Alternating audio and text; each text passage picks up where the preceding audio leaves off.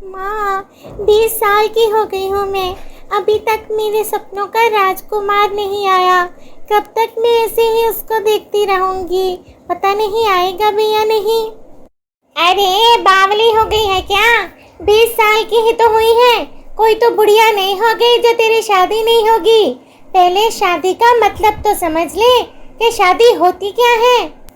माँ, आपको क्या लगता है मुझे शादी का मतलब ही नहीं पता? मुझे सब पता है। नए कपड़े पहनना, मेकअप करना और शौहर के साथ हनीमून पर जाना। ये सब अनामिका का रोज का मामूल था। वो ऐसे ही अपनी माँ का सर खाने लगती। दिन बीतते जाते हैं और एक दिन अनामिका की बुआ अनामिका के लिए मनोज नामी एक लड़के का रिश्ता लेकर आती है। जैसे ही अनामिका की माँ मनोज की तस्वीर देखती है तो देखते ही उसे पसंद कर लेती है। उधर बुआ लड़के वालों के घर जाकर उन्हें 1-2 दिन में आने का टाइम दे देती है। ठीक 2 दिन के बाद मनोज अपनी माँ के साथ अनामिका को देखने उनके घर पहुंच जाता है और अनामिका को पहली ही नजर में पसंद कर लेता है। कुछ ही दिनों में दोनों की धूमधाम से शादी हो जाती है। शादी के बाद एक दिन अनामिका अपनी सास के पास जाती है और कहती है, माँ जी, आप कहें तो आपके पाँव दबा दूं क्या? अरे ओ बावली, पाँव दबाने हैं तो दबा दे। ये बतीसी क्यों निकाल रही है अपनी? वो क्या है ना, मेरी माँ कहती थी मैं हंसते हुए बहुत ही खूबसूरत लगती हूँ, इसलिए। अरे हाँ, हंसना अच्छी बात है बहू, लेकिन ऐसे दांत निकाल कर हंसना बिल्कुल बावली लगती है। माँ जी, जी सब यही कहते हैं, लेकिन मुझे तो ये पता है सबको अपने आप जैसे दूसरे दिखाई देते हैं। जैसा कोई खुद होता है उसे वैसे ही दूसरे दिखाई देते हैं। चल चुप कर जा बदतमीज लड़की, खबरदार जो आइंदा मुझसे ऐसे बात की हो तो। उसके बाद अनामिका सास के पैर दबाना शुरू कर देती है। थोड़ी ही देर गुजरने के बाद मनोज ऑफिस से घर आता है, अपने रूम में जाता है और अपनी ड्रेस चेंज करने लगता है। वो फ्रेश हो ही रहा होता है, तभी वहां अनामिका हाथ में पानी का गिलास लिए दांत निकालते हुए आती है और मनोज से कहती है, आप कहें तो आपके जूते निकाल दूं क्या? अरे कैसी बातें कर रही हो अनामिका, मुझे पाप लगाओगी क्या? मैं ऐसा काम बिल्कुल नहीं कर सकता, मुझे बिल्कुल पसंद नहीं है। अरे आप मेरे पति हैं और आपके जूते निकालने से पाप थोड़ी लगता है। मैं उन मर्दों में से नहीं हूँ अनामिका जो औरतों को पाँव की जूती के बराबर समझते हैं। और हाँ, प्लीज अपना थोड़ा सा अंदाज बदलो। हर वक्त हर बात हंसी करके मजाक में अच्छी नहीं लगती।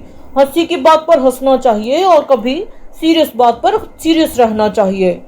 दोनों के बीच ये बात चल ही रही थी कि अचानक से मनोज के फोन पर एक कॉल आता है। मनोज वो कॉल अटेंड करता है और उसे पता चलता है कि कॉल उसके गांव से थी और उसके मामा का देहांत हो गया है। वो ये खबर अपनी माँ को बताता है। उसकी माँ ज़ारो कतार रोने लगती है और तभी वहां अनामिका आ जाती है और हंसते हंसते सास से कहती है, क्या हुआ माँ जी, आप ऐसे बच्चों की तरह क्यों रो रही हैं? उसके ऐसे अंदाज और हंसी देखकर उसकी सास को उस पर बहुत गुस्सा आ जाता है और वो कहती है, मनोज, इस बावली को समझा। अरे बावली, चली जा यहाँ से, मैं तेरी शक्ल भी नहीं देखना चाहती। कितनी बार समझाया तुझे, मौके का लिहाज कर लिया कर, लेकिन तुझे कभी अकल नहीं आएगी। जाओ यहाँ से अनामिका, माँ सुना नहीं क्या कह रही है। लेकिन हुआ क्या है, मुझे बताएगा कोई? मैंने कहा चली जाओ यहाँ से, फौरन चली जाओ, तुम्हें कभी भी समझ नहीं आएगी। बहुत बार समझा कर देख लिया मैंने तुम्हें, मगर तुम्हारी अकल में तो कोई बात ही नहीं बैठती, बेवकूफ लड़की। जाओ यहाँ से। अनामिका गुस्से से वहां से चली जाती है और बहुत दुखी भी होती है। वो जाकर रोना शुरू कर देती है। माँ जी ने बहुत बार मुझे समझाया, मनोज जी ने भी समझाया, लेकिन मैं कभी नहीं समझी। मैं अपना स्वभाव नहीं बदल सकी और आज कितनी इंसल्ट हो गई मेरी। और तभी वहां मनोज आ जाता है और मनोज अनामिका से माफी मांगता है। मुझे माफ कर दो अनामिका, वो दरअसल मामा जी का देहांत हो गया था, इस वजह से माहौल कुछ ऐसा था। और मैं भी तुमसे कुछ ज्यादा ही गलत बोल गया। तुम भी तो बात नहीं समझती ना, हर वक्त हंसती रहती हो, हर मौका हंसने का नहीं होता। तुम्हें कितनी बार समझाया है, अपना थोड़ा स्वभाव बदलो।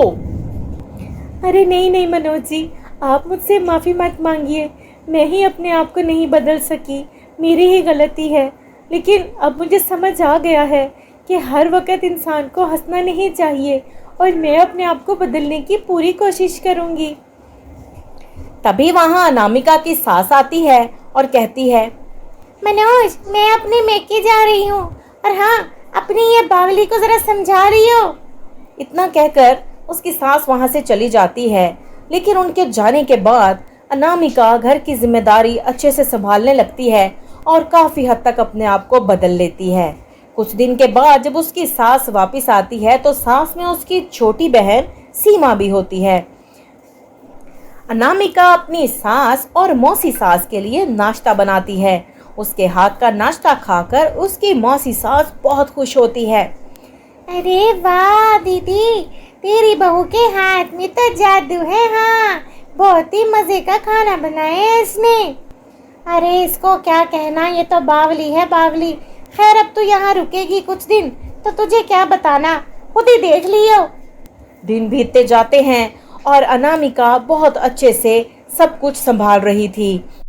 मौसी सास तो ये सब देखकर हैरान थी ही, लेकिन उसकी सास उसका बदला हुआ रूप देखकर बहुत हैरान होती है और साथ ही साथ अपने हर किए हुए व्यवहार पर बहुत शर्मिंदा होती है। तभी एक दिन जब किचन में अनामिका खाना बना रही होती है, उसकी सास किचन में जाती है और कहती है, बहू, मुझे माफ़ कर दे, मैंने तुझे बहुत गलत समझा, लेकिन मुझे अपनी गलती का एहसास हो गया है। अरे नहीं नहीं माँ जी, आप माफ़ी मत मांगिए, गलती तो मेरी थी। मैं ही बिला वजह हंसती रहती थी, मौका भी नहीं देखती थी। लेकिन मैंने बहुत समझाया खुद को और आपकी बातों को सोचा, तो मुझे एहसास हुआ कि गलती मेरी है। लेकिन अब ऐसा आपको मैं शिकायत का मौका नहीं दूंगी। तभी वहाँ मौसी सास आ जाती है। अरे क्या हो रहा है सास बहू में? कुछ नहीं, ये तो सास बहू का प्यार है। हम दोनों तो बस वैसे ही बात कर रहे थे। उसके बाद दोनों के दिल साफ हो जाते हैं और तभी सब लोग घर में हंसी खुशी रहने लगते हैं। अब अनामिका बिल्कुल बदल चुकी है और घर काफी अच्छे से संभालती है। उसके इस बदलाव से उसकी सास बहुत खुश है और मनोज भी।